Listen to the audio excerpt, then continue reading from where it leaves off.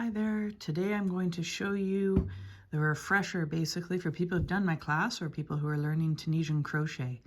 So the first thing I'm doing is I make the slip knot with the end of my yarn and I slide it onto my hook. Cinch it down so that it's still loose enough that it slides on your hook. And then I want to do my chain. So this is the same as you would do for crocheting. I like to brace the yarn between my first and second finger, and then I brace my project with my thumb and my third finger. Just gives everything a little bit more security and I'm able to control the tension better.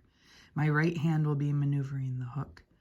So to chain, I'm just going to grab that working yarn, pull it through the loop, try not to split it, and I'm just going to pull it through, create a new loop. I tension it back down so that they're nice and even. And I don't want them to be tight because we have to be able to get our hook back in there again when we do the next step. So we want a little bit of looseness on it. And I'm going to count them 1, 2, 3, 4, 5, 6. I'm just going to do 10, 8, 9, 10 for the purposes of today. There we go. So we have our little chain. You make it as long as you want for your project. Then I'm going to go back in and I want to pick up my stitches here. So I'm going in the top half of the chain and just picking up a single strand of the yarn like that with my hook. I'm going to wrap it, pull it through, and I've got 2 on there now. Go into the next one, wrap it and pull it through. Next one, wrap and pull it through. The next one. It's a little bit fiddly at the beginning because you don't have much of your project to hang on to yet. Next one, wrap and pull through. And wrap and pull through. Next bump, wrap and pull through. Wrap and pull through. And our final bump on the end here. Through, and then I want to count and make sure that I have 10. There's my 10. That's the first step for the Tunisian crochet, and they should be loose enough that you can still slide them on your needle. The next step is we do our cast off, so we're actually going to do a bit of a crochet stitch to them. So again, I'm going to take my working yarn between my first and second finger and hang on to my project. I'm going to grab the working yarn and pull it with my hook through the first loop. And I'm going to grab it again and pull it just like that through all of them. See, there's reality for you. I might leave this in the video. There we go. That happens all the time because you're putting a little force on it. I'm going to leave that in. You grab it, and this time, see how many times I can do that. Pull it through 2.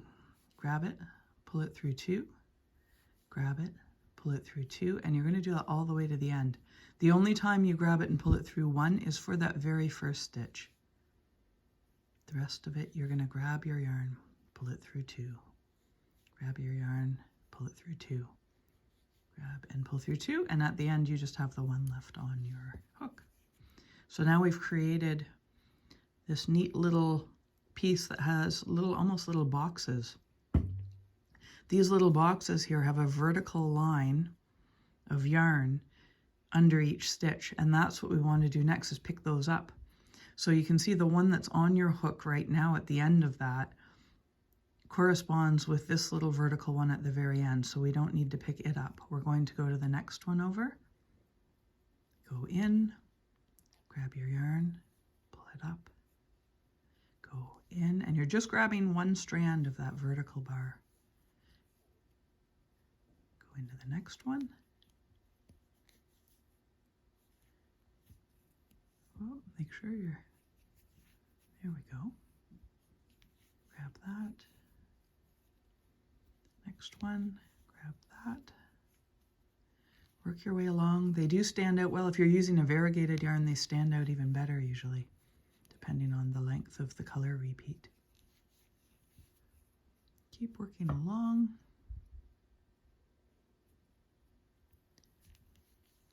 One, and then at the very end you have 1 left to go that's on the very end. We just bring that in.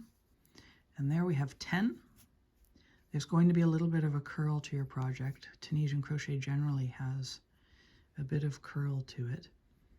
The way to help with the curl would be to go up a needle size compared to your yarn size so that it's a little bit less tension on everything.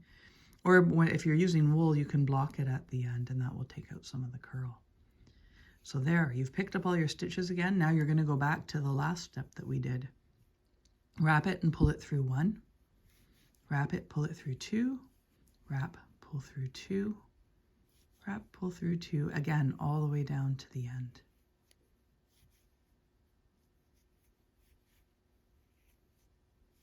We're just going to go along. I'm trying to keep an even tension so that when I pull it through, and you can see I'm moving my thumb along to help with that. There we go. There's our row, and we have our little boxes set up again. And then we go and we do our pickup again. So I'm skipping that first one again. Go into the next one, wrap, pull it up. Into the next one, wrap, pull it up. And go back along until you've picked up your 10 again and you're well on your way. And you're going to keep repeating these 2 rows for the entire length of your project. And this is the simple stitch for the Tunisian crochet. This is the base one. I'm sure if you dig around on YouTube, there are tons more of them. But this is the basics just to get you going with it. That last one is always a little bit fiddly to get on there. There we go. And there we are. So happy Tunisian crocheting.